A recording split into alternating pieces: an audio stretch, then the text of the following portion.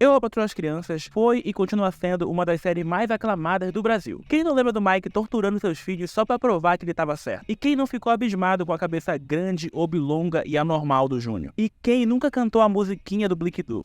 Blinquidu, Blinquidu, tu e eu e tu. Então é por isso que hoje nesse canal a gente vai falar sobre essa série que eu simplesmente adoro. Vamos falar das curiosidades, da vida dos atores, da dublagem, dos bordões e das loucuras que acontecem nessa série. Mas loucura de verdade é não investir no seu conforto. E já que a gente tá falando de loucura, eu vou fazer uma loucura e vou aparecer pra falar com vocês cara a cara, que é uma coisa que eu nunca faço aqui, mas pela Insider tá valendo. E eu tô aqui pra falar que a Insider tem produtos maravilhosos, como essa camisa aqui que eu tô usando, que serve pra todas as ocasiões. Vocês podem sair, podem passear, podem ir pra academia, podem correr, ela topa qualquer parada. Porque essa camisa tem uma tecnologia que faz com que ela se ajuste perfeitamente no corpo e ela não desbota. E pra mim, que moro num lugar quente pra cacete, ela é perfeita porque ela não fica com odor de suor e nem nada. E aí tu me pergunta, dá pra melhorar? É claro que dá pra melhorar, porque chegou a Black Friday da Insider. E com o meu cupom, Canal Devaneios BF, vocês têm 15% de desconto. E a maior loucura de tudo isso é que se tu usar o cupom junto com os melhores preços do site, tu vai conseguir até 40% de desconto. Então loucura mesmo é ficar fora dessa. Entra no link da descrição e garanta já o seu desconto. Dito isso, obrigado Insider por apoiar o canal e bora de volta ao vídeo.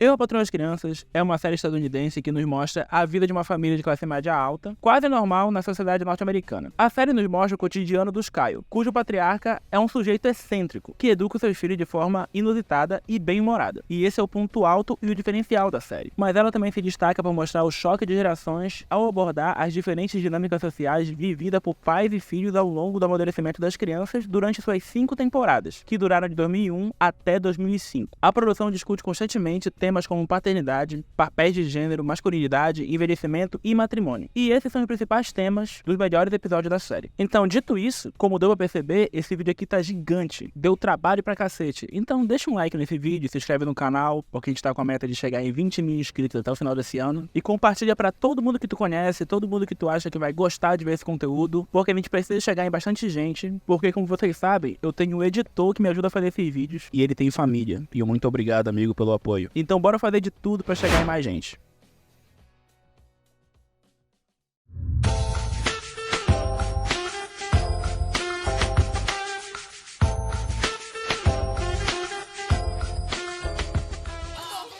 Isso é lindo. A série foi um grande sucesso tanto no Brasil quanto nos Estados Unidos, alcançando altos números de audiência em suas primeiras temporadas lá nos States. Apesar de ter sido lançada em 2001, Eu, a Patroa das Crianças só chegou no Brasil em 2002 pelo SBT, onde a partir daí foi transmitida regularmente até 2005, ano em que a série foi cancelada. E calma, que nessa época ser cancelado tinha outro significado, um significado exclusivamente literal. Ser cancelado significava só que acabou. Mas tem várias outras polêmicas envolvendo a série, e a gente vai falar disso e de muito mais nesse vídeo. Só que antes de começar, deixa eu apresentar pra vocês o que é o tal do iceberg, coisa que eu não fiz no vídeo passado, né? E foi só depois que eu percebi que várias pessoas não sabem o que significa iceberg. Iceberg é um formato de vídeo que é semi-documental. Ele reúne diversas pesquisas a respeito de um determinado tema ou alguma obra. E à medida que se aprofunda, as informações vão ficando cada vez mais obscuras ou desconhecidas. O foco desses vídeos geralmente são temas que parecem simples na superfície, mas que possuem um lado oculto, que é muito maior, tal como um iceberg. E nesse vídeo a gente não vai seguir religiosamente esse padrão. A gente vai priorizar o que é mais interessante, ao invés de priorizar o que é desconhecido. Mas eu te prometo que a gente vai fazer o possível para respeitar o formato.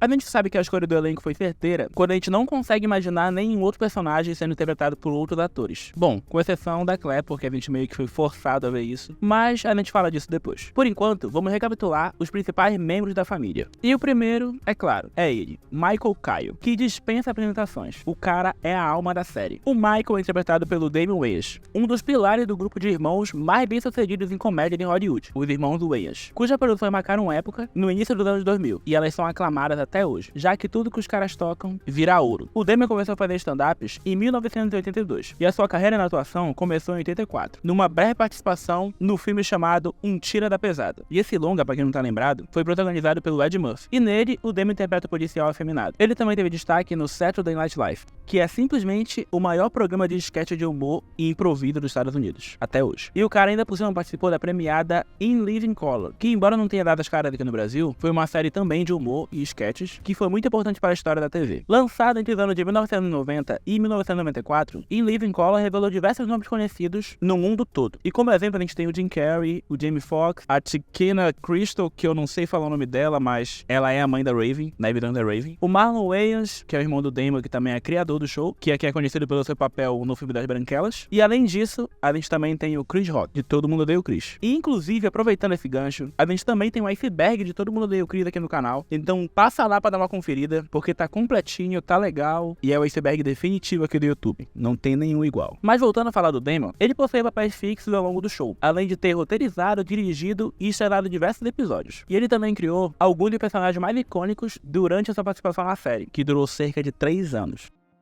Além da atuação, o Damon se destaca principalmente como produtor executivo de diversas séries televisivas lá da gringa. Em 2014, ele retorna aos palcos de stand-up e em 2016 ele interpretou o personagem Roger Mustang no seriado Mike da Mortífera, papel que durou até 2018 com a saída do ator, que culminou no fim da série em 2019 após 3 temporadas. A sua aparição mais recente foi na série Poupas House, que estreou em maio desse ano, onde ele atua junto com seu filho, Damon Wayans Jr. Sim, existe um Júnior na vida real, e esse cara é simplesmente o amigo do Júnior na série. Joguei a informação e é isso. E por outro lado, a Jay representa a mãe afetuosa, que tá sempre disposta a dialogar com seu filho e entender de forma pacífica tudo o que tá acontecendo. Ela tá lá pra fazer um contraste com o Michael, que tem uma personalidade extravagante, e que busca sempre dar uma lição de moral nos seus filhos do jeito mais inusitado possível. E a Jay, como é conhecida na série, é interpretada pela Tisha Campbell, que também marca presença em outra série aclamada aqui pelo Brasil, que é Todo Mundo Odeia o Chris. Embora eu precise admitir que eu não reconheci ela na primeira vez que eu vi. A Tisha é uma atriz americana que também é cantora. Ela apareceu pela primeira vez em 1986 em um filme de comédia musical chamado A Pequena Loja dos Horrores. Mas o seu maior papel, o papel de destaque que tornou ela conhecida, foi o de Gina na série de comédia Martin, que durou de 1992 até 97. Entretanto, ela se afastou do elenco da série na penúltima temporada, em 1996, acusando o ator principal, Martin Lawrence, de assédio sexual, retornando à série por mais uma temporada após resolver tudo judicialmente. E essa polêmica repercute até hoje. Fato que a gente observa, por exemplo, em uma entrevista para promover o filme Bad Boys para Sempre, onde o Martin é questionado sobre isso e alega ser uma grande mentira, usando como principal argumento o fato dele e da Tisha se darem bem atualmente sempre que se encontram. E depois de Martin, não demorou para que a Tisha arrumasse outro papel de destaque, visto que a série que ela fazia era um enorme sucesso. Foi então que ela representou a Jay, de 2001 até 2005. E depois de Eu, Patroa e as Crianças, ela continuou participando de várias produções, principalmente musicais. E ela, inclusive, investiu bastante na carreira musical e possui alguns álbuns que fizeram um relativo sucesso. O seu primeiro álbum, lançado em 93, cujo título principal é Tisha, vendeu cerca de 40 mil cópias. E a sua produção musical mais recente é o single I Don't Wanna Be Alone Tonight, que foi lançado em 2019. Mas voltando a falar do trabalho como atriz, através dos seus papéis, ela construiu uma carreira muito sólida e de sucesso. Ela foi nomeada para 11 premiações, a maioria delas pelo trabalho em Eu, Patroa e as Crianças, do quais ela venceu 2, ambas pelo papel de Jay Kyle. E lembrando que a concorrência nessa época era gigante, afinal, nessa época, tinham séries incríveis que estavam no ar. Então não pense que essa série veio pra cá de forma aleatória, porque eu tenho certeza que o Silvio Santos viu que essa série era aclamada, que fazia sucesso, ganhava prêmios e achou que ia ser uma boa trazer pra cá. Valeu, Silvio. Descansa em paz. E agora chegou a hora de falar das crianças da série. E começando por ele, George O. Gorey II, ou pra gente, Junior Kyle. Ele atuava desde os 9 anos de idade, e ele fazia várias pontas de comerciais norte-americanos. E claro, a gente conhece ele aqui como Junior Kyle, e ele ficou muito famoso pra gente. Mas assim, vocês sabiam que lá fora ele é conhecido mais por outro papel? Eu tô falando do trabalho dele como Gregory J. Williams, na série New York Undercover, que é um drama policial dos Estados Unidos, e que não tem nem tradução aqui no Brasil. Bom, nessa série, ele fez o filho do detetive JC, que é o protagonista da série. Série essa que é estrelada pelo Merrick Yoba. Ele fez parte dela de 1994 até 98, e só 3 anos depois, ele estrelou Eu, a Patroa e as Crianças. E vale a pena dizer que ele ganhou muitos elogios, e ele foi indicado por várias premiações. E em 2004, ele foi nomeado Melhor Ator Coadjuvante em Série de Comédia, pela Imagine Award. E o cara tem muito potencial, porque se tu parar pra pensar, ele veio de uma série dramática que durou durante anos, e ele foi fazer comédia de uma forma igualmente competente. O cara era bom. Gênio!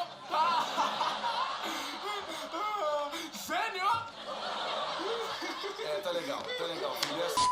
Mas depois de fazer o Júnior Caio, ele sumiu completamente. E o que aconteceu? Bom, pra início de conversa, ele nem queria ser ator. Ele não tava mais a fim de seguir o ramo. Porque sim, o George planejava cursar economia. Só que aí ele foi cotado para trabalhar em outras crianças, e como ele admirava muito o Damon, ele topou participar. Ele gostava mesmo era participar dos bastidores. E ele chegou a dirigir 2 episódios da série. O episódio 19 da 4ª temporada, O Surto do Macaco, onde o Michael fica paranoico com a ideia de adoecer, porque ele tá indo ver o jogo do LeBron James. E o episódio 19 da 5ª temporada, Michael vai pra academia, que conta com a participação do nosso queridíssimo Terry Crews. Outros trabalhos dele, pós Eu para as Crianças, inclui participações de outras séries dramáticas e um filme em 2009. Ele não tem rede social ativa e ele não tem nenhum interesse em voltar para a carreira de atuação. E hoje, ele exerce exclusivamente a sua carreira como professor universitário.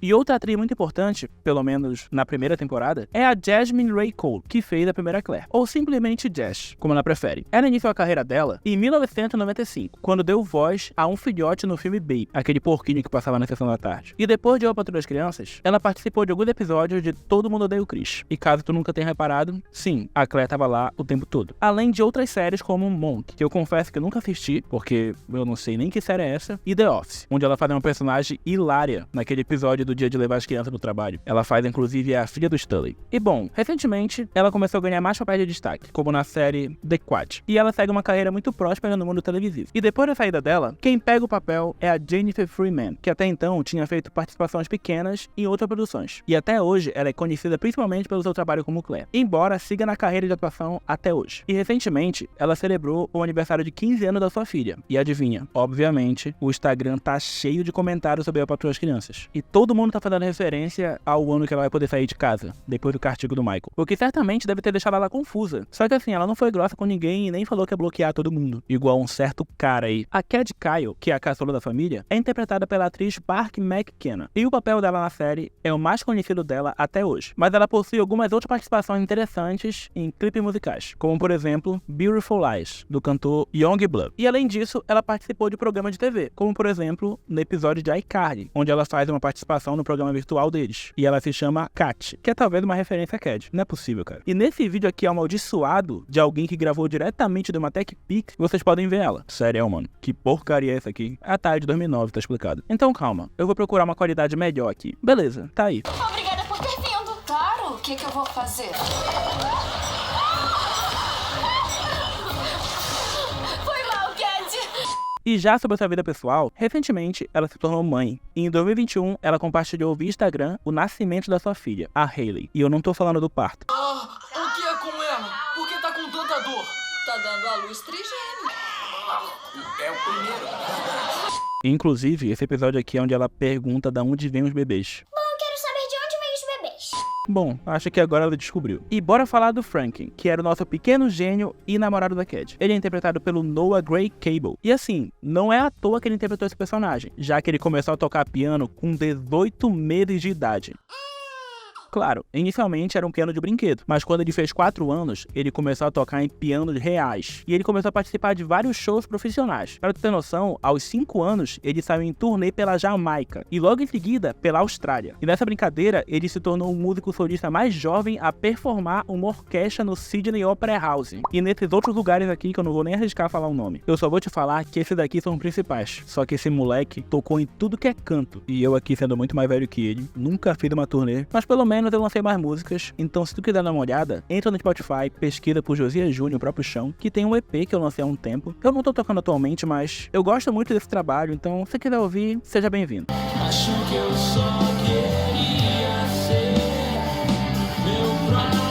Mas voltando a falar do Noah, o moleque é talento puro. Ele é um verdadeiro gênio, assim como seu personagem. Ele estreou sua carreira como ator em Eu, Patroa das Crianças, e também foi premiado pela sua interpretação como melhor performance em série de TV de jovem ator de 10 anos ou menos. E além da série, ele estreou no cinema no filme Dama da Água, do M. Night Shyamalan. E na TV ele aparece em séries como Grey's Anatomy, CSI, Investigação Criminal, CSI Miami, Heroes e mais uma cacetada de série por aí. E assim, eu tenho que te falar que ele aparece como coadjuvante num filme chamado chamado Homem-Pizza, que você tá achando pouca merda, até o Stan Lee tá nesse filme. Porque sim, é um filme de herói, e sim, o Stan Lee tava vivo e ele tinha a obrigação de aparecer em todos os filmes. E sim, esse filme aqui é foda. Ele tem nota 8 de 10 na Steam. Ah, porra, eu tô confundido com o jogo. Calma aí. Na verdade, o filme tem nota 3,9 no Metacritic. Então realmente é um filme ruim. Nem o Stan Lee favor. Que porcaria! Mas o que importa é que o Noah tem muitas outras participações e ele segue atuando em uma caralhada de séries e filmes por aí, além de ter uma carreira sólida e maravilhosa como pianista. Pois é, como deu pra observar, o elenco principal de A Patroa e as Crianças até que se deu bem após o fim da série, em comparação com a série Arnold, porque lá só aconteceu besteira. Na moral, só bizarrice. Mas isso é uma conversa pra outro iceberg, se vocês quiserem, então deixa aí nos comentários. Enfim, deu tudo certo pro elenco, embora alguns atores tenham optado por outros caminhos e outros não tenham se destacado, mas eles estão bem, tá tudo certo.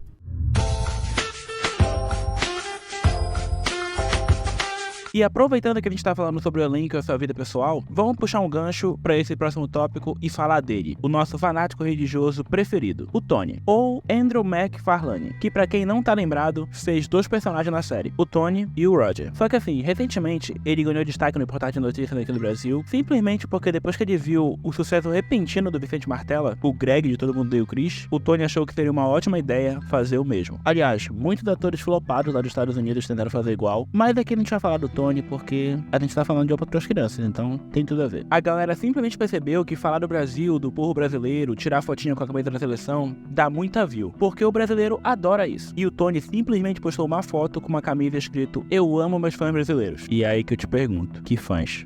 Quem é ele?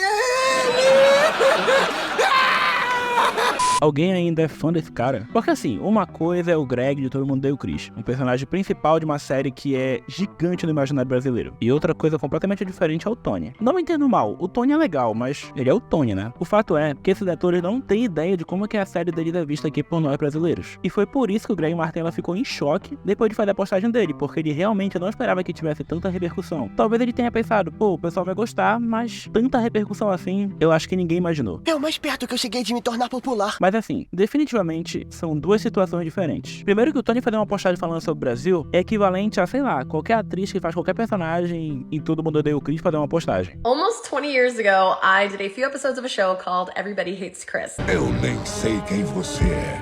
Mas uma coisa é um ator ou uma atriz agradecer ao Brasil por gostarem de um trabalho. E outra coisa foi o que o Tony fez. Porque assim, vocês não estão ligados ainda, mas eu vou chegar lá. E outra coisa é que a série A Patroa e as Crianças tem uma base de fãs cada vez menor aqui no Brasil. Porque ela tá ficando um pouco antiga. Então é natural que ela tenha um alcance restrito às gerações mais velhas. Enquanto Todo Mundo Odeia o Chris é tipo o Chaves da Record, que passa durante muitos e muitos anos e continua passando até hoje. Mas assim, presta atenção no que eu tô falando. Em nenhum momento aqui eu tô falando de qualidade. Até porque não faz nem sentido ficar forçando a rivalidade, sendo que as 2 séries são igualmente incríveis. A diferença é que Todo Mundo Odeia o Chris passa direto e A Patroa e as Crianças às vezes passa, às vezes não. Então uma ficou mais popular que a outra. Pois bem, depois dessa fatídica postagem, o Tony resolveu postar uma nova homenagem, e dessa vez com a camisa do Flamengo. Sim, Brasil, até o ator do Greg comentar sobre vocês, eu achava que o Brasil era na África, mas depois disso eu simplesmente amo o Brasil e todos os brasileiros. Então toma aqui a camisa de um time aleatório, se pá não é nem aleatório porque ele pode ter colocado no Google time com o maior número de torcedores do Brasil, e veio o Flamengo. O fato é que ele tomou muito hate, então ele apagou a foto antiga e postou uma foto com a camisa do Brasil, que é pra agradar todo mundo. E agora eu vou abrir aspas pra legenda da foto. Qual é o seu time favorito? Muita gente não sabe, mas eu cresci jogando futebol, fecha aspas. E eu fico me perguntando se ele realmente acha que todo mundo aqui fica idolatrando ele, porque isso seria muito engraçado. Eu tenho certeza que até hoje ele tem esperança de vir num programa de TV, em algum podcast por aqui pelo Brasil e fazer muito sucesso, igual o Greg. Mas como aparentemente ninguém acha que vale a pena pagar a passagem do Tony aqui pro Brasil, é melhor ir no podcast do Monark logo aí, que fica nos Estados Unidos, então fala com o cara e boa sorte. Acorda, cara! E outra bizarrice que ele fez pelo Brasil foi postar uma foto com uma tatuagem no pescoço, que eu não preciso nem dizer que não é permanente, e a tatuagem diz o seguinte: calma, você tem CPF, eu tenho uma tatuagem em português no pescoço. E ele foi lá e marcou Marlon Wayans, que é o irmão do Damon, porque ele também prestou homenagem pro Brasil, usando uma camisa com uma foto de uma identidade com o rosto dele e com os dizeres: calma gente, vocês têm fãs, eu tenho CPF. E no fim, todo mundo ficou doido pelo Brasil e o brasileiro finalmente conseguiu um pouco de atenção. Talvez não das pessoas que a gente queria, né? A gente queria o Tyler, ganhou o Greg. E até aí tava bom. Mas assim, esperar o Damon e ganhar o Tony, aí é sacanagem.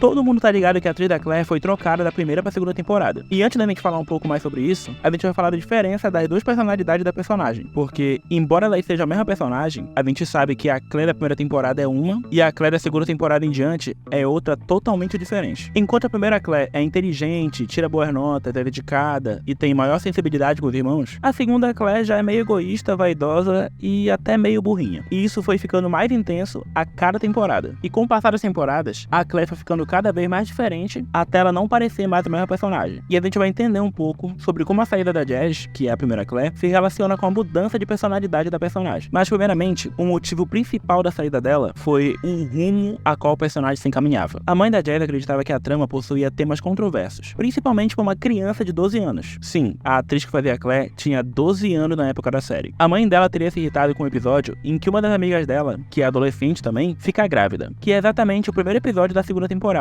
intitulado Mamãe Está Fora de Casa, parte 1. Aquele episódio onde aparece a Raven, que pra quem não sabe, é a atriz que faz, adivinha, as visões da Raven. E sim, o nome da atriz é o mesmo nome da personagem, que também é o nome da série. E aproveitando, eu tô pensando nos temas do próximo Icebergs, e a gente quer continuar falando sobre essas séries nostálgicas, essas séries que marcaram época. Então escreve aí nos comentários. Se rolasse um iceberg das visões da Raven, vocês iam assistir? Eu tô pensando em fazer porque tem muita coisa, e tá rolando a série até hoje, se não me engano. Então, eu acho que daria um bom tema. Mas me diz aí, tu assistiria? É claro. É claro. É claro. Mas voltando pro que importa, é muito nítido que a série tentou forçar um amadurecimento prematuro na Claire, da primeira pra segunda temporada. Na primeira temporada, a Claire ainda brinca com o Michael, mesmo relutando muito, mas ela brinca com ele, o que indica pra gente que ela tá naquela fase de transição, de criança pra pré-adolescente, assim como a atriz estava na época, porque a personagem tinha 12 anos. E já na segunda temporada, não existem mais momentos assim, porque logo no primeiro episódio, quando muda a Claire, ela já tá com roupa bem curtinha, com piercing e tudo mais, coisas que ela tentou usar na primeira temporada, mas o Michael desaprovou. E assim, eu não tô dizendo que o rumo que tomaram com a personagem tá errado. Não me entenda mal. Eu até acho que é coerente com o desenvolvimento da personagem. Afinal, a série trata diretamente com isso, com o amadurecimento. E tudo aqui é sobre como o Michael vai ter que lidar com isso. Mas é o seguinte, a Jazz era uma menina de 12 anos. E assim, muitas pessoas culpam a mãe da Jazz por ter tirado ela da série, porque quando as pessoas falam disso, todo mundo acha que ela saiu da série só por causa do primeiro episódio, que fala sobre gravidez na adolescência. Só que assim, se tu parar pra pensar nas cenas que a Claire faz, tu vai perceber que isso aqui soaria muito estranho pra uma criança de 12 anos. Tem leite aí? Claro, quer um pouco? Não, eu não quero. Ai, que droga, eu derramei a água toda. Olha só, tô toda molhada. Isso é muito duro. Eu sei, tá ficando duro pra mim também. Oi, pai. Achei um modo legal de atrair os clientes. É mesmo? Qual? Folheto? Não, bem melhor. Olha só. Meninos! Fala sério. E no fim, é como se o roteirista esperasse que ela amadurecesse uns 3 anos de uma temporada pra outra, que ela pulasse de 12 pra 17. Mas assim, essas questões são delicadas, e não falta exemplo de como a indústria se impõe pra esses atores mirim de forma até bem ríspida. E isso gera desconforto no set, que só são revelados anos mais tarde. Tipo assim, eu não sei se vocês já repararam, mas presta atenção nas roupas que os atores mirim da Disney e da Nick usam. Dá pra notar que eles estão sempre com várias roupas no corpo, que chega até a ser esquisito. Só que isso aí não é uma escolha estética interessante, é uma forma de preservar as crianças da sexualização. E se tu tá ligado nos bastidores tenebrosos das séries da Nick, tu já sabe que mesmo assim, teve muita coisa sinistra. Só que a gente vai entrar mais a fundo nisso quando a gente tiver um iceberg sobre alguma dessas séries. Uma hora a gente chega lá. Bom, só pra concluir, no final disso tudo resolveram trocar a atriz da Claire e dane-se. Eles escolheram justamente a nossa queridíssima Jennifer Freeman, que na época tinha 17 anos, que era exatamente a idade que eles estavam procurando. E graças a isso, a gente tem um momento icônico na série. A Jennifer aparece pela primeira vez como Claire, e aí simplesmente mete uma piada e pronto, resolvido. O que está diferente em você? Do que você tá falando, pai? Eu só coloquei o meu cabelo pra trás. Seja lá o que for, parece uma nova pessoa. Simplesmente genial. E é claro, a segunda Claire, sem dúvidas, é um sucesso. A favorita de todos. Até porque ela tem mais tempo de tela. Eu mesmo prefiro ela. Só é uma pena que ninguém ligou pra Jazz, porque isso sem dúvida impactou a carreira dela, já que a série era um grande sucesso na época e ela era uma criança de 12 anos, que foi praticamente obrigada a abrir mão de um grande sucesso, uma grande oportunidade de destaque na vida dela. Mas no final deu tudo certo. E atualmente ambas são bem sucedidas, como eu já falei aqui antes. E a Jazz só falou sobre a saída dela 10 anos depois do ocorrido, onde ela basicamente resume o que eu falei aqui. aqui, abre aspas. Eu tinha 12 anos quando eu consegui aquele papel de Claire. Os produtores queriam uma coisa diferente, queriam alguém um pouco mais velha. Eu não tava pronta para isso. Acabei indo pra Nova York dançar, o que era minha paixão, e eu realmente agradeço a Deus por isso, porque eu precisava crescer e viajar. Fecha aspas. E bem, a partir daí, os roteiristas tiveram liberdade criativa com a Claire pra fazer o que quiserem, tanto pro bem quanto pro mal. Imagina a seguinte situação. Tu tá assistindo a série, de boa, e acabou de passar da primeira pra segunda temporada, e tu tá se acostumando com a nova Claire. Mas aí, do nada, no meio da segunda temporada, a antiga Claire retorna pra participar de um único episódio. E no episódio seguinte, a Claire muda de novo. Então, que diabos aconteceu aqui? Será que a Jazz voltou e gravou um episódio pra segunda temporada e depois sumiu de novo? Talvez algumas pessoas que assistiram a série pela Netflix ou tenham algum DVD original tenham ficado tão confusas quanto eu, porque é exatamente isso que acontece. Ela aparece do nada. O episódio 19 da segunda temporada conta com a presença da Jazz, a primeira Claire. Então, respondendo a dúvida, não, ela não gravou um episódio da segunda temporada, porque esse episódio pertencia originalmente à primeira temporada. Acontece que por alguma razão, esse episódio não foi no ar na época e ele foi deixado pra temporada seguinte. E assim, como eles não esperavam trocar a atriz, isso causou um estranhamento em quem assistia. Mas atualmente, a série está disponível no Disney Plus e consertaram isso daí. Eles pegaram o episódio da segunda temporada e colocaram na primeira, fazendo a primeira temporada contar agora com 12 episódios. E sim, a primeira temporada tem bem menos episódios, porque as outras chegam a contar até com 30 episódios. É sério, é episódio pra cacete. Outra personagem que teve destaque e também passou por uma troca de atrizes foi a nossa querida Vanessa. Inicialmente, a Vanessa namora com o Júnior, mas depois de uma noite de amor na cama dos pais do Júnior, ela fica grávida e entra pra família. A temporada se desenrola e eventualmente o Júnior volta pra casa dos pais, porque ele tava morando no quintal. Aí ele vai pra garagem. Grande mudança. E a Vanessa começa a participar um pouquinho mais da história. Mas no final da terceira temporada, precisamente no episódio 27, o Júnior ganha a oportunidade de morar no Japão e ele chega a se despedir das irmãs em uma das cenas mais emotivas da série. Sério, se tu não chorou vendo isso aqui, é porque tu nunca teve irmão. Você tem a audácia de pensar que eu te acho um protetor ou coisa assim, mas eu não acho. Eu nunca precisei de você e eu não vou precisar agora e nem vou precisar quando você for embora.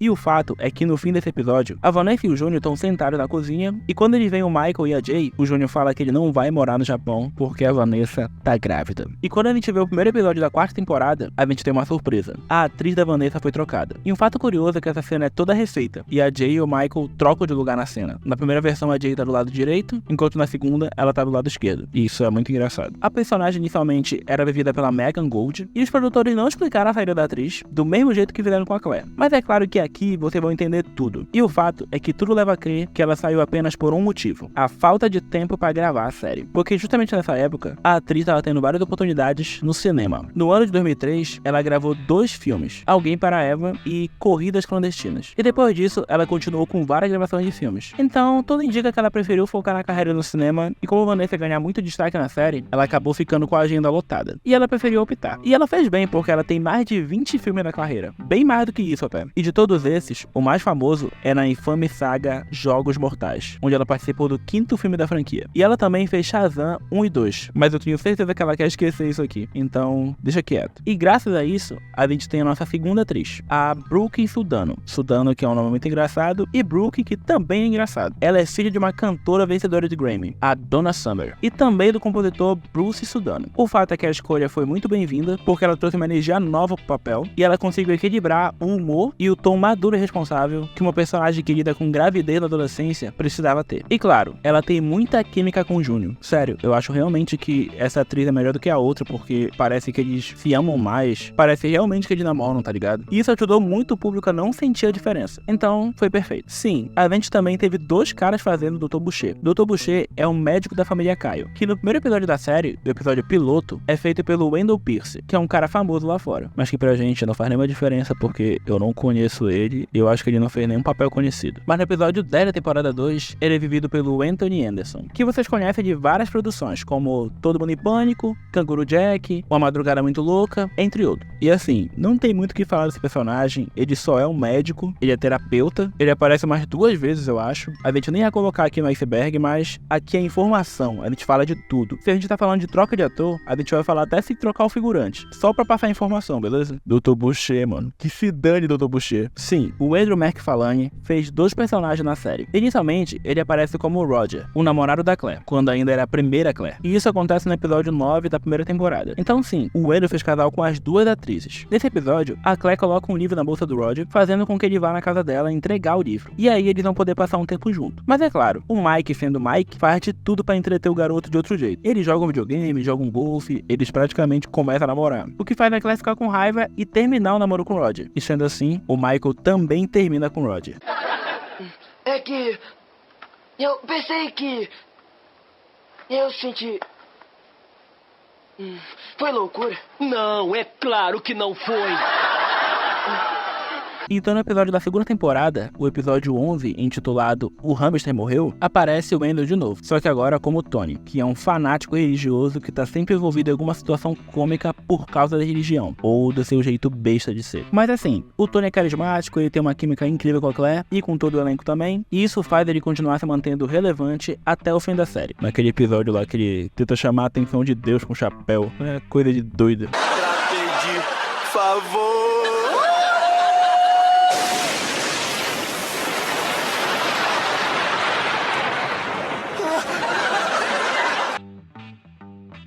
A dublagem da série ficou por conta do estúdio Delarte Hill, e a escolha das vozes foi certeira, encarregando a Mabel e o Paulo Vigonolo como vozes de Jay e Michael Kyle. A Mabel e o Paulo são bastante consolidados no ramo da dublagem, e eles deram vozes pra muita coisa. Então aqui vai um exemplo, começando pela Mabel, que dubla a Jessie no Toy Story, e também a Chapeuzinho Vermelho em Deu a Louca na Chapeuzinho. Já o Paulo Vigonolo é a voz do Porco-Aranha, do filme do Aranhaverso, e do Jack Black em boa parte dos filmes dele. Quanto às crianças, a dublagem do Júnior foi feita pelo Philippe Drummond. E aqui vai uma curiosidade. O sobrenome Drummond é porque ele é neto do saudoso Orlando Drummond. Ele também faz a voz do Mutante Rex, do Jeff Dahmer e do Dylan O'Brien em praticamente todos os filmes do Dylan O'Brien. Quem dá a voz pra Claire é a Nina Mendes, que dá a voz também pra Violeta dos Incríveis, e pra Coranina do filme Coranina e o Mundo Secreto. E a partir da segunda temporada, quem dá a voz pra nova atriz é a Fernanda Crispim, que é conhecida principalmente por dublar a Fiona do Shrek. E já a Cad tem a sua voz feita pela Ana Helena Bittencourt, que dá a voz pra Zendaya no filme do Homem-Aranha e na série Euforia. E é claro que a gente vai falar também da troca de dublagem. Pois é, quando a dublagem da Claire muda, tanto faz, porque a atriz mudou, então, na verdade, é algo bem lógico de se fazer, embora eles tenham mantido a voz da Vanessa depois que trocaram, mas a gente teve uma troca muito significativa que foi simplesmente a do Michael Kyle, que é o protagonista da série. O Paulo Vigonolo dublou o personagem até o 8º episódio da 3ª temporada, dando lugar a partir daí ao Marco Ribeiro, a famosa voz do Homem de Ferro. Mas assim, por que o dublador simplesmente saiu na metade da temporada? O que aconteceu foi o seguinte: o Vigonolo trabalhava para Delarte Hill nessa época, que era o estúdio responsável pela série. Mas aí, ele recebeu uma proposta tentadora para trabalhar como diretor de dublagem em outro estúdio, o VTI. Mas a proposta exigia que o dublador fosse exclusivo do estúdio, cortando assim a participação dele em alguns projetos, incluindo a participação em Eu, Patrulho as Crianças. E dando o que deu. O Paulo tentou voltar pro personagem, ele clamou algum acordo entre os estúdios, mas não teve conversa. E acabou que o personagem ficou dividido entre 2 dubladores. Então meio que eles tiveram bastante espaço para colocar a impressão dele do personagem. Então aproveita aí e deixa aí, quem é que tu prefere? A primeira voz do Michael Kyle ou a segunda? E uma coisa muito interessante e curiosa que acontecia aqui era simplesmente o fato de que eles mudavam os dubladores quando os atores iam cantar. Porque tu pode reparar que a voz muda completamente. E é claro que eles faziam isso porque o dublador não é obrigado a saber cantar, só a atuar bem. Mas eu particularmente acho legal, porque às vezes o ator canta pra cacete e ele canta bem na cena original, e aí quando tu vai ver dublado, tá estranho pra cacete e não passa aquela emoção que devia passar, tá ligado? Tipo, imagina essa cena aqui com a dubladora cantando mal. Esse cara, olha lá, tão careca!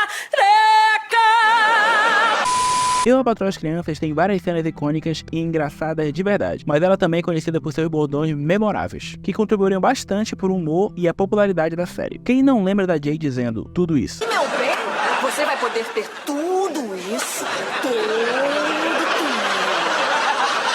Ou do Michael dizendo, não?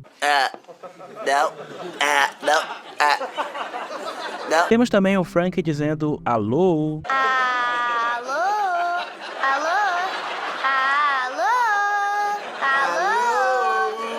E assim, eu não sei se dá pra considerar um bordão, mas também tem um tapinha na cabeça do Júnior que é definitivamente muito engraçado. Ai! Ai! Ai! Por que isso? Eu gosto do som que faz. E outro bordão muito bom, que aparece apenas num episódio, acontece no episódio 12 da 5ª temporada, onde eles jogam football, mas que eu conheço como totó ou pembolim. Nesse episódio rolam vários bordões, que são maravilhosos, começando pelo Lupa Linda, que é dito pelo Júnior. Lupa linda! Tem também o Buiachaca, que é dito pelo Michael. E o Pancho Villa, que eu não acho tão legal quanto os dois, mas o Frank também tem a musiquinha legal dele. Leve essa mesa embora daqui, porque eu te dei um banho, guri. E quem não lembra do famoso é mesmo, que é dito pelo Calvin, o pai da Vanessa. É mesmo? Perfeito! É mesmo? Agora pode parar. Nesse episódio, ele vai buscar conselhos matrimoniais com o Michael. E o gênio do Michael já passa a técnica secreta para lidar com a Jay. Ele fala que a Jay fala demais. Ela fala o tempo todo. E a cada 1000 palavras, mais ou menos, ela tem que parar para respirar. Então ele olha bem no fundo dos olhos dela, com a cara mais cínica do mundo, e fala: é mesmo? E é claro que o Calvin coloca isso em prática e não acaba nada bem pro Michael. Que comigo? Eu conheço o truque. É mesmo? E por fim, no episódio 19 da 5ª temporada, a gente é apresentado a 2 bordões de uma só vez. Porque nesse episódio, a gente tem o Terry Crews, que faz um amigo bombado da Jay. E aí o Michael fica com ciúmes e também decide ir pra academia. E ele treina pesado. Tão pesado que rola um Eurotreino.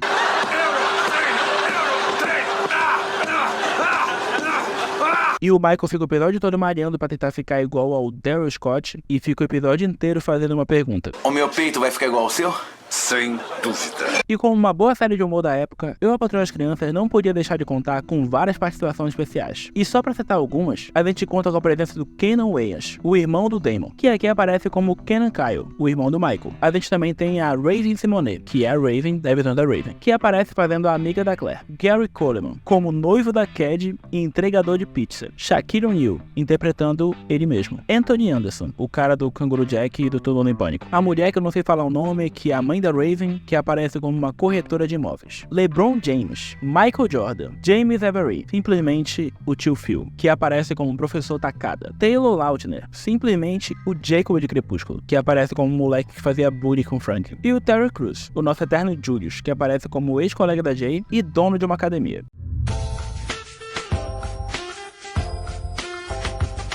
Em 2024, Eu, a Patroa e as Crianças completa 19 anos desde o lançamento do seu último episódio, que foi no dia 17 de maio de 2005. De lá pra cá, nós que somos fãs da série, estamos aguardando ansiosamente um possível retorno. Ainda mais depois de ver que a Jay ficou grávida no último episódio. Tipo assim, ela ficou grávida, então tinha muita história pra contar. Mas com o envelhecimento de todo mundo, fica bem difícil continuar a série da onde parou. Mas se as visões da Raven conseguiu fazer a casa da Raven, e até a Ikari, embora não muito bem sucedido, tenha conseguido ter uma continuação, eu não vejo por que a Patroa e as Crianças não pode ter. Sério, é só usar a criatividade, adaptar algumas coisas, criar histórias condizentes com o que os personagens estavam tendo na época, e pronto, tá resolvido. E infelizmente, até o momento, a gente não teve nada. Mas nesse mesmo ano, a gente presenciou um reencontro muito especial, porque a Jennifer Freeman, o Damon Wayans e a Tisha Campbell apareceram juntos na série The Popas House, onde eles voltaram a compartilhar a cena depois de muitos anos. E a Jennifer Freeman disse isso aqui, abre aspas: "É uma alegria tão grande me reunir com esses dois, e uma visita ao set do novo projeto Damon Wayans, Popas House. Sou incrivelmente grata pelo Damon ter acreditado no meu potencial e criado oportunidades para explorar minha comédia física. Atuar como Claire foi um sucesso absoluto. Sempre irei guardar com amor as memórias que todos nós criamos." Fecha aspas. E bom, como hoje em dia a gente fala o tempo todo de nostalgia, e a gente viu a reunião dos Friends e da galera de Harry Potter, uma reunião com o elenco completo é muito possível. Então talvez, depois da repercussão que teve esse acontecimento, eles cogitem a ideia e em breve a gente tenha uma reunião do elenco principal, incluindo a outra Claire, por que não? Eu só sei que eles vão ter que vasculhar um mundo atrás do Júnior, porque esse cara tá vivendo isolado no pico de uma montanha, só pode. Mas é sério, façam isso, por favor. E agora a gente vai falar sobre um tema relativamente polêmico, que pode incomodar alguns fãs fanáticos pela série, a flanderização. Eu tenho certeza que tu já topou com algum vídeo explicando o que é, mas, por via das dúvidas, eu vou explicar. A flanderização é um nome que a internet deu para um fenômeno que começou a acontecer bastante em algumas séries, especialmente em seriados com muitas temporadas. Não é à toa que esse nome surgiu por causa do Ned Flanders, que é um personagem dos Simpsons, a série que tá há mais tempo em exibição no mundo todo. Nas primeiras temporadas, o Ned Flanders era um sujeito religioso e gentil, e ele servia apenas para representar um patriarcado marcado e perfeito, em contraste com Homer Simpson. Mas com o passar das temporadas, o Flanders começou a se tornar um fanático religioso tão problemático quanto o Homer Simpson. E no caso, tudo que a série fez foi intensificar a principal característica dele, abandonando de vez as nuances que tornaram o personagem interessante. E a esse fenômeno deu-se o nome de flanderização. E ao para as crianças, não chega a ser tão extremo, mas é impossível negar como os personagens mudam radicalmente nas últimas temporadas. E beleza, tu pode achar que eu tô exagerando, mas se a gente perceber bem, a Claire foi reduzida de uma pessoa relativamente esperta à versão feminina do Júnior, e mais estabanada do que ele. E quem mais sofreu com isso foi o Júnior, que de uma criança meio desmiolada virou um imbecil completo. É sério, parece que o cara fica só mais burro a cada temporada, e ele toma as piores decisões possíveis, porque no começo ele era só um adolescente que tirava notas ruins, só que o talento dele era focado em outras coisas, como a música e a arte, mas depois ele só virou completamente idiota. E o Frank, que era só um menino esperto que tocava piano, passou a ser um gênio, com sei lá quantos PhDs dando aula em trocentas universidades. O Tony, que era conhecido por namorar a Claire, e também por ser um cara religioso, virou um fanático, igualzinho Ned Flanders, a ponto de na última temporada pedir um chapéu para impressionar Deus. E é claro, Deus respondeu devidamente. Por favor!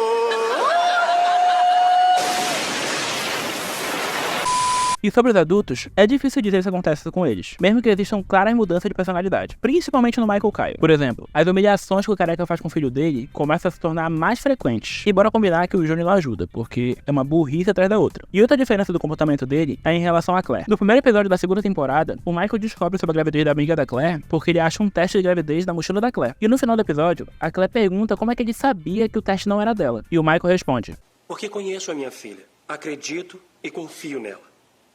Obrigada. Isso mostra pra gente uma belíssima relação de confiança entre pai e filha. Talvez porque esse episódio foi escrito pelo Don Reel e pelo Damon Wayans, que são os autores originais da série. E é sério, os melhores episódios são escritos por eles. Já no episódio 12 da quarta temporada, cujo título é A Senhora Não É Uma Vagabunda, cacete, como é que a gente chegou nisso aqui, cara? Enfim, o Michael fica pirado porque ele encontra uma camisinha na mochila da Claire. E aí ele acha que ela tá doida pra liberar pro Tony. Ele fala com a Jay, e a Jay age igual o Michael agia antes. Ela acredita na inocência da filha dela. E ela fala que as camisinhas são da aula de educação sexual, enquanto o Michael planeja pegar os dois no flagra. Só que aí ele cai no bait da Claire, que saiu de propósito no meio da noite pra encontrar o Tony, só pra depois pregar uma peça no Michael. No final, a Jay prova que ela tava certa e o Michael leva uma adição da própria filha, em um dos primeiros momentos criativos da Claire Kyle, completamente diferente do início da série. Ainda assim, é um episódio interessante e a Jay justifica o comportamento do marido pelo que tá acontecendo com o Júnior e com a Vanessa, que nessa época estavam tendo que lidar com a gravidez na adolescência. E diante disso, sinceramente, é até compreensível o Michael doidar. Portanto, é por isso que eu digo que a flanderização não afetou ele diretamente, já que por mais que pareça incoerente, levando em conta a personalidade dele da primeira temporada, pelo menos aqui tem uma justificativa. Eu acho que ele só não ficou maluco ao longo das temporadas, porque ele já era completamente maluco.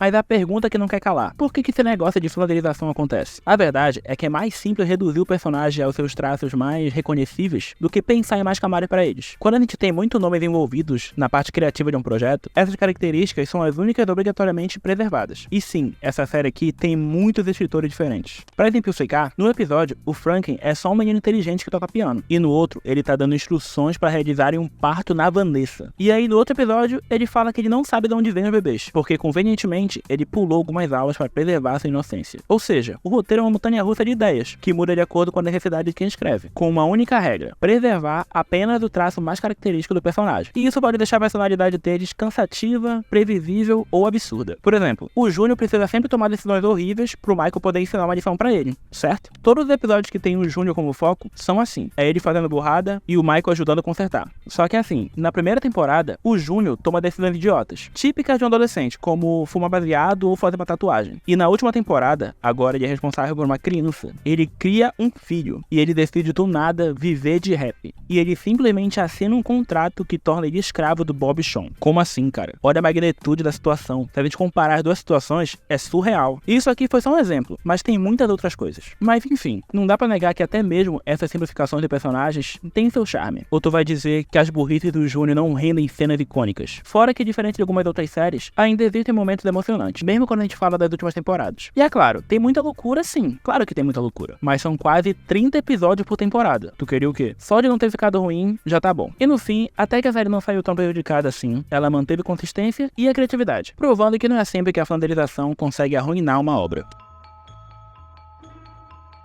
o Michael traiu a Jay? Quando a gente fala disso, talvez todo mundo se lembre do episódio da foto, quando a Jay descobre que o Michael guardava uma foto da Sharon. Mas não é isso. O que eu quero falar é de um episódio que veio bem antes, na primeira temporada, o episódio piloto. Esse episódio consiste basicamente na Jay querendo trabalhar em tempo integral, enquanto o Michael quer que ela fique em casa o tempo todo. E nisso, os dois discutem. Só que em algum momento, o Michael diz isso aqui: eu te magoei, eu sinto muito, mas já faz 5 anos. Quando é que eu vou ganhar liberdade condicional, hein? Dando a entender que o Michael teria sido infiel com a esposa. E esse seria o verdadeiro motivo deles terem começado a fazer terapia de casal com o insuportável Dr. Boucher. Parece que inicialmente eles planejavam desenvolver algo sobre isso, mas ao longo da série, eles desistiram da ideia e isso nunca mais foi mencionado. Outra coisa que parece ter sido abandonada no episódio piloto é a babá da Cad, porque como tanto o Michael quanto a Jay trabalhavam bastante, a babá era uma personagem necessária pra trama. No episódio piloto, a gente é introduzido a Rosa, uma babá de origem mexicana, que chega até a ensinar espanhol pra Cad. Ela tava sempre trocando os papas com o Michael e ficou claro que ela seria uma personagem irritante, levando vantagem sempre que possível à custa dos protagonistas. Igualzinho a Megan, pra quem conhece Drake e Josh. A mulher parecia que compôs a família, igualzinho aquelas empregadas da novela da Globo. Mas aí acontece que ela sumiu e ela retorna perto do fim da temporada, no episódio 10. E uma cena que é até breve, onde ela vê o Michael fazendo striptease na chuva. Talvez ele tivesse uma ideia pra ela, mas o público não tenha aceitado tão bem a personagem e por isso reduziram a participação dela. E isso é bem natural, afinal, a gente tava falando do episódio piloto. Então, em suma, muitas ideias que estavam nesse episódio podem só ter sido abandonadas. A próxima vez que a família volta a ter uma empregada é no episódio A Empregada, da 4ª temporada. E essa nova empregada, ao contrário da Rosa, é extremamente amável. A senhora Hopkins entra na trama para substituir a Jay, que viajou para um trabalho de atuação na Flórida. Portanto, o Michael decide contratar a senhora Hopkins para substituir a Jay nas tarefas domésticas. E para surpresa de todos, ela parece ser um anjo enviado do paraíso diretamente para a Terra. Ela é absurdamente pontual, é sério, ela chega exatamente no horário previsto, nem um segundo a mais, nem um segundo a menos. Ela sabe cozinhar como ninguém e ela tem uma bolsa mágica, onde ela guarda tudo que tu precisar. Sério, qualquer coisa. E ela também manja de tudo. Ela conserta a TV, ela toca piano, ela tem noção de mecânica automotiva, ela joga basquete e ela é tão inteligente quanto o Franklin. Ela consegue até ganhar dele no xadrez. E ela faz isso enquanto ela cumpre as tarefas dela, sem nem olhar pro tabuleiro. Em determinado momento do episódio, o Júnior pergunta pra ela se ela é real ou se ela é como a Mary Poppins. E ela responde simplesmente rindo. Mas é exatamente isso. A personagem é uma referência a Mary Poppins, um filme que foi lançado em 64, que contava a história de uma babá mágica que voa em um guarda-chuva. E eu confesso que eu nunca assisti esse filme, mas um dia eu vou dar uma chance só pra tentar pegar referências específicas desse episódio. Mas voltando a falar da série, a June, como prefere ser chamada, acaba se tornando dispensável após o retorno da Jay. E a família até confessa que sente falta de uma culinária imperfeita, já que a June era impecável. E como ela é perfeita, ela entendeu o que a família precisava e dá adeus por conta própria. E por fim, acontece a cena mais chocante de todas. O Frank chega abismado e ele afirma que ele viu a senhora Hopkins voando. Ele fala que ela tava com guarda-chuva no céu e ela ficou voando até desaparecer. E só por curiosidade, o nome da atriz que interpreta ela é Betty White. E não cometa o mesmo erro que eu, porque eu confundi o nome e escrevi Brittany White. Não escreve isso no Google porque ela é outra atriz de outra parada. Mas é claro, como não podia deixar de ser, o Demian convidou mais uma figura icônica de Hollywood para participar da série. E essa atriz aqui é famosíssima na gringa, ela participou de inúmeros programas de TV, ganhou prêmio pra cacete, e como vocês devem ter imaginado, por conta da idade da atriz, ela infelizmente nos deixou em 2021, aos 99 anos. Ela se foi por meio de causas naturais, e vamos combinar, depois de uma vida de realizações e sonhos incríveis concluídos. Não tem por que ficar triste, só agradecido.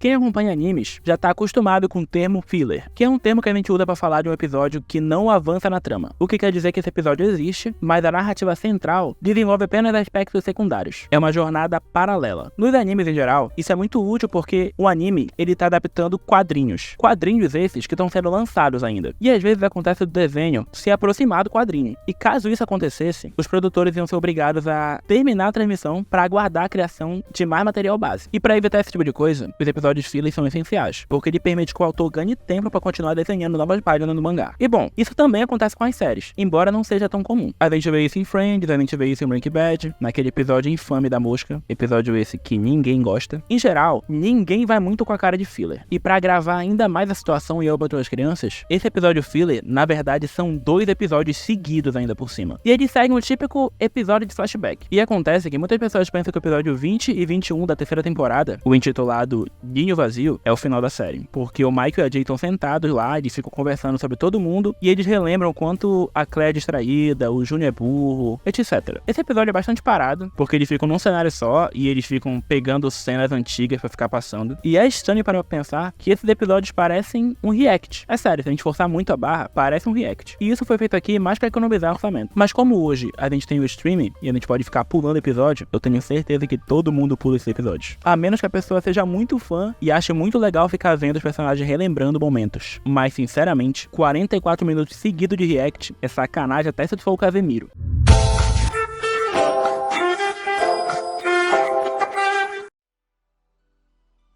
Eu acho que todo mundo se lembra do episódio icônico onde o Júnior cria o desenho animado baseado na sua família, a sua própria versão de Eu, a Patroa e as Crianças, onde ele troca de lugar com seu pai, fazendo a si mesmo como um homem rico, enquanto o pai dele, que é o cara sem grana e ainda por cima é cabeçudo. E o desenho tem até um personagem exclusivo, Rufus, a bunda da Jay, que é capaz de dar tapas violentos. Esse episódio é tão bom que fez muitas pessoas se questionarem se a série poderia ganhar uma continuação em forma de desenho. Afinal, aconteceu o mesmo com Todo Mundo Odeia o Chris. E bom, um desenho sobre a série não existe e ainda nem tá nos planos. Mas vocês sabiam que existe um desenho baseado na vida do Damon Wayans, cujo personagem principal é a sua personificação em forma de criança? Como a gente já falou aqui, o Damon é conhecido muito mais como produtor do que como ator. E uma grande contribuição dele para esse ramo foi a série de desenho animado chamada Wayne Head, estrelada por um garoto chamado Damon Wayne Head, cujo design foi claramente baseado na aparência do Damon. O desenho é baseado na infância dos irmãos Wayans, que foi em Manhattan, e conta a história de uma criança pobre que possui um dos pés torto e usa uma prótese para corrigir o problema. E curiosamente, quem dubla esse personagem é o Orlando Brown, que pra gente é o Ed da visão da Raven. E assim, ele mandou muito bem pra um garoto de 9 anos, que era a idade dele na época. Outro ator conhecido que também marca a presença na série é o Gary Coleman, o Arnold. E não é esse Arnold aqui, é esse outro aqui, que antes de aparecer em Eu, a Patroa e as Crianças já tinha trabalhado com Damon nesse projeto. E assim como Eu, a Patroa e as Crianças, essa série animada também chegou no Brasil, com o nome Sábado de Manhã. E eu não encontrei qual canal que transmitiu, mas provavelmente foi o Cartoon Network. Ela também foi dublada, embora eu tenha encontrado a série em uma lista de dublagens perdidas, ou seja, provavelmente é uma Lost Media, dado o baixo interesse da série aqui pelo Brasil. Então essa dublagem já é uma lenda. A coisa mais comum em uma série são os episódios comemorativos. São episódios que todo mundo gosta, porque é muito bom ver o personagem que tu gosta simplesmente comemorando datas festivas. E eu, particularmente, gosto muito de ver episódios de Natal. E é aí que eu te pergunto, tu lembra de algum episódio festivo de Eu, a Patroa e as Crianças? Não, é claro que tu não lembra, porque não existe. E por que isso acontece? Por respeito à religião do Damon Wayans, porque ele é testemunha de Jeová. E de acordo com a sua fé, ele não pode celebrar esse tipo de festa, porque a fé considera adorações ou festas pagãs. E inclusive tem um episódio que o Michael Kyle faz referência aos filhos perfeitos, e ele fala que eles seriam missionários. No episódio 4 da segunda temporada, as crianças reclamam que o Michael tá sendo muito rígido.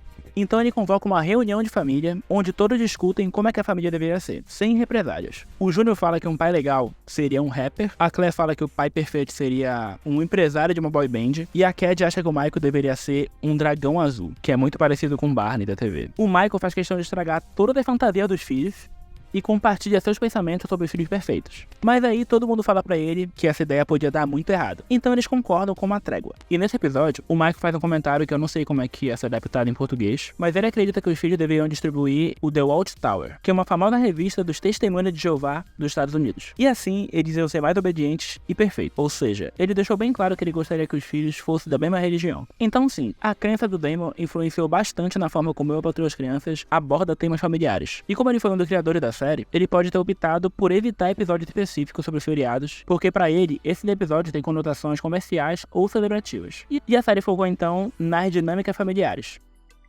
É, cara, tem coisa que a gente nem imagina. A gente sabe que é comum por trás das câmeras os personagens se relacionarem de forma diferente do que se relacionam com seu papel. Às vezes, os atores que interpretam casais não se dão bem na vida real, como por exemplo, a Bebel e o Agostinho, porque todo mundo sabe que os atores não se suportavam e a treta era tamanha a ponto de eles exigirem separar os personagens na trama só pra não terem que contracenar juntos. E outras vezes, personagens que a gente seria incapaz de imaginar juntos acabam vivendo um romance. Ou pra ser mais preciso, um caso. E sim, eu tô falando do Michael Kyle Kyle e da Claire. Sim, pai e filha da TV eram amantes dos bastidores. E assim, só de imaginar isso, me sinto meio mal. É muito estranho, tá ligado? E os rumores de que isso tava acontecendo começaram a ganhar forma após os anos 2000, quando Damon se divorciou da Lisa Wayans, após 16 anos. E segundo alguns rumores, o pivô desse divórcio seria um caso que ele teve com a Jennifer Freeman, a atriz da Claire. E recentemente, algumas pessoas da rede vizinha começaram a falar de novo disso. Isso porque em 2019, a Jennifer lançou o seu livro de memórias, onde ela conta sua trajetória como atriz e menciona a famosa série. E sabe-se lá Deus por que surgiram novos boatos de que ela teria admitido no livro que ela de fato se relacionou com Damon, na época que ele foi casado. E é o seguinte, rapaziada, eu não sei de onde isso saiu, mas tá cheio de furo nessa história. Primeiro que o Damon se divorciou em 2000, e nessa época ele tava gravando a primeira temporada de Eu, Patroa e as Crianças, onde vocês já sabem, era outra atriz que fazia a Claire. E a Jennifer só entrou na série em 2001, fora que em 2000 a atriz tinha 16 anos. E ok, eu sei que é absurdo e pode acontecer, mas porra, a gente tá falando de um crime. Vocês acham mesmo que ela ia admitir um crime no livro dela? Se isso aí fosse verdade, essa notícia ia aparecer em todos os portais de mídia, e não ia ficar só em videozinho do TikTok. Então não existe qualquer evidência de que isso tenha rolado. E isso aqui não passa de uma gigantesca fake news. E assim, eu vou avisar uma coisa, a partir desse ponto, o conteúdo que a gente vai abordar vai ser bem sensível, e pode ser que não seja adequado pra todo mundo, beleza?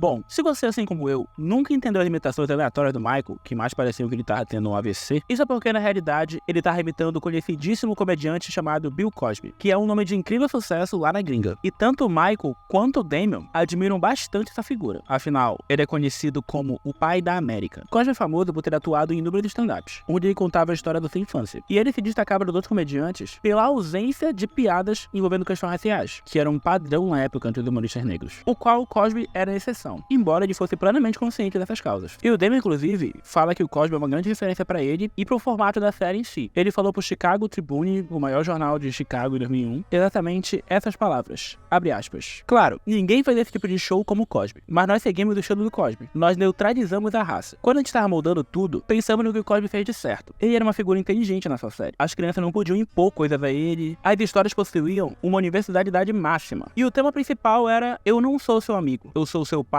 e eu serei seu pai até eu morrer. É sobre um pai disciplinando os filhos. Fecha aspas. Ou seja, o show do Cosby é uma referência tanto pro formato usado na sitcom pelo Damon, quanto às suas concepções fundamentais sobre paternidade que faz a série ser o que ela é. E assim como muitos norte-americanos, o Damon era um profundo admirador do Cosby e cresceu assistindo às suas comédias. E justamente por ser um cara tão amado, as notícias recentes sobre ele chocaram tanto. A grande questão sobre o Cosby é que ele passou de um anjo para um demônio, logo depois de ser o centro de várias acusações extremamente pesadas. Ele vem sendo alvo desse tipo de acusação há muito tempo e sempre negou tudo. E ele foi acusado pela primeira vez em 2001 por uma jovem que teria 20 anos na época do crime. Ela afirmou que ele tentou tocar nela em uma região onde ninguém quer ser tocado sem permissão. E de lá pra cá, diversas acusações surgiram e relatam incidentes parecidos desde 1965 por crimes como Boa Noite Cinderela, agressão, abuso de menores e mais de 40 mulheres relataram em 2014 terem sido vítimas do Bill Cosby. E boa parte desses crimes, que teriam acontecido há mais de 4 décadas, estão sujeitos à prescrição, que é quando o prazo que o suposto agressor pode ser denunciado acaba. E antes de encerrar esse assunto, porque aqui não é canal de True Crime, eu preciso falar de um trecho do depoimento do Cosby, depoimento esse que aconteceu em 2005, só que estava em sigilo pra, abre aspas, preservar a imagem do ator. Só que se veio a público em 2015, contrariando os advogados do Cosby, que diziam ser algo terrivelmente vergonhoso. E vale lembrar que durante todos esses anos, o Cosby negava veementemente. Ele falava que não tinha cometido nenhum caso de abuso. Mas nesse depoimento, o sujeito admitiu que realmente ele sedava mulheres pra fazer aquilo com elas. Ele afirmou ter comprado sedativo hipnótico pra dar pras mulheres, com que ele queria ter relações. E esse depoimento veio a público em um momento que surgiram mais de 2 dúzias de novas denúncias de mulheres que alegaram que o ator pode tê-las drogado e também as violado.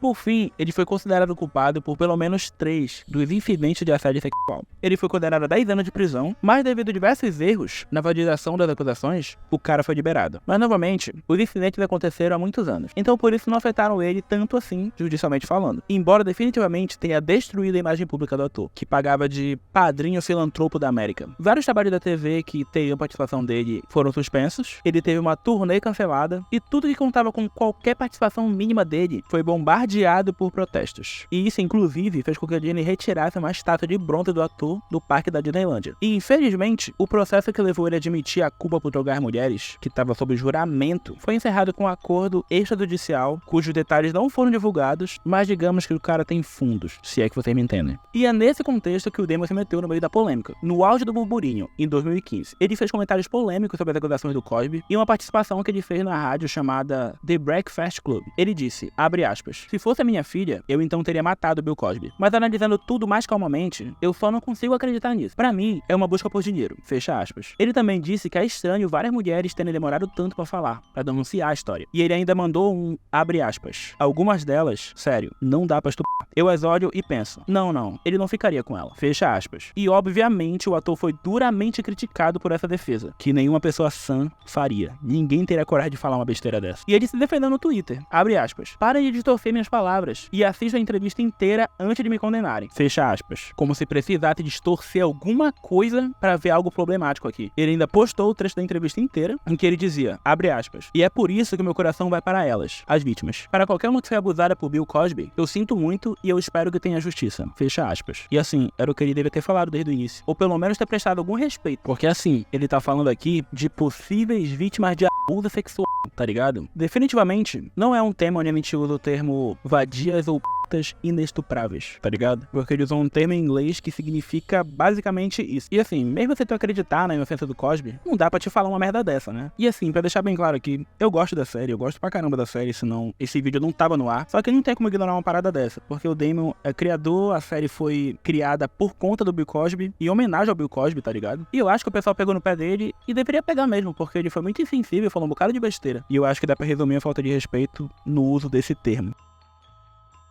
Há um tempo atrás, viralizaram em alguma rede de vídeos, aquela rede de dancinhas, que tem um suposto episódio da série que abordaria um tema controverso, uma relação sexual não consentida entre os personagens principais. Michael teria tido relações com a Jay enquanto ela dormia. E obviamente, isso rendeu muitas discussões. E várias pessoas chegaram falando que era fake news. Pessoas falaram que foram atrás do episódio e que não tinham achado nada. E ao mesmo tempo, outras pessoas diziam que se lembravam desse episódio e que tinham ficado chocadas. Mas afinal, isso aconteceu mesmo? E eu, junto com meu amigo que tá me ajudando a escrever esse roteiro, discutimos sobre isso, porque assim, eu mesmo me recusava a acreditar nessa parada. Basicamente ele dá a entender que ele fez alguma coisa com a Jay quando ela tava dormindo. Pô, peraí. Sem o consentimento dela. Peraí, calma. Eu acho que eu, da minha lembrança, o bagulho é muito mais simples que isso, pô. Eles só transaram e ela não sabia que ele não tinha feito vasectomia, pô. Não é isso não, pô. Pô, mano.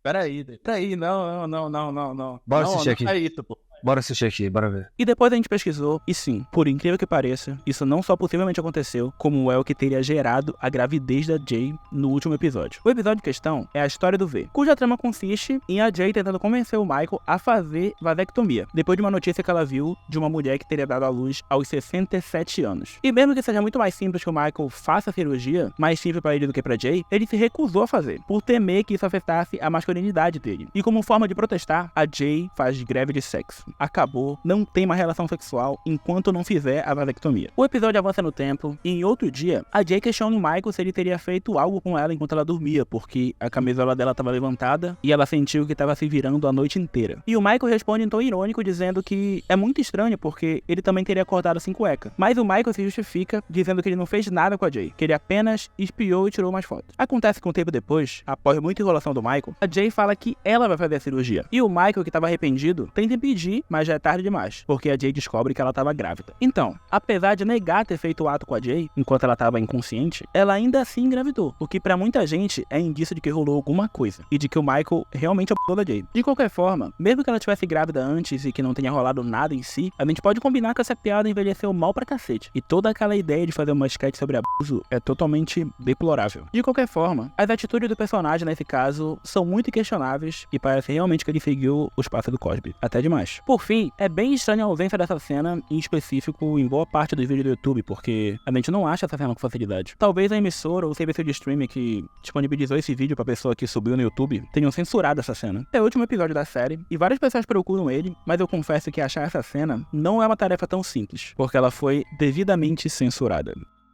E parece que esse episódio teve um duplo cancelamento, porque logo após a transmissão dele, no dia 17 de maio de 2005, a série também foi cancelada. Agora no sentido literal mesmo, ela foi de arrasto e acabou, não tem mais. A gravidez tardia e não planejada da Jay trouxe uma reviravolta na vida da família, mas por coincidência, no mesmo dia, a ABC anunciou o cancelamento de Eu, Patroa e as Crianças. E após diversas especulações, ficou claro que a culpa pelo final da série tá ligada à concorrência com American Idols. A sitcom teve uma queda de audiência, e os executivos da ABC alegaram que o popular programa de talentos que estava sendo exibido pela Fox às terças-feiras estava afetando negativamente o número de audiência da série, embora emissoras e produtores nunca tenham esclarecido exatamente o que causou o final da série. Os fãs ficaram desapontados porque, com 6 temporadas, as expectativas de ver um novo rumo na história por conta da gravidez da Jay eram muito altas. Todo mundo queria ver um novo filho da Jay, como é que todo mundo ia se relacionar com ele, mas a gente nunca viu. Só dá pra imaginar porque foi isso. Acabou. E o que acabou também foi o nosso iceberg. A gente falou sobre tudo aqui. Curiosidades, como a série nasceu, os atores, quem participou, quem não participou, participações especiais. A gente falou sobre coisas macabras, sobre coisas pesadas. E sim, esse final é repleto de polêmica, mas eu espero que vocês tenham entendido o que eu tava falando aqui e tenham entendido que eu também sou muito fã da série. Então, se você gostou desse vídeo, deixa um like, se inscreve no canal, compartilha pra todo mundo que tu acha que vai curtir esse vídeo aqui. E é claro, o vídeo tá grande, mas eu tenho certeza que faltou alguma coisa. Então, se tu lembra de alguma coisa que não tá aqui, comenta aí, a gente conversa sobre, beleza? No mais, é isso. Até logo, até mais ver, boa voyage, arrivederci, até mais, adeus, boa viagem, vai em paz, que a porta bata onde o sol não bate, não volte mais aqui, na verdade volte. Hasta la vista, baby, escafeda-se e saia logo daqui. Valeu e falou.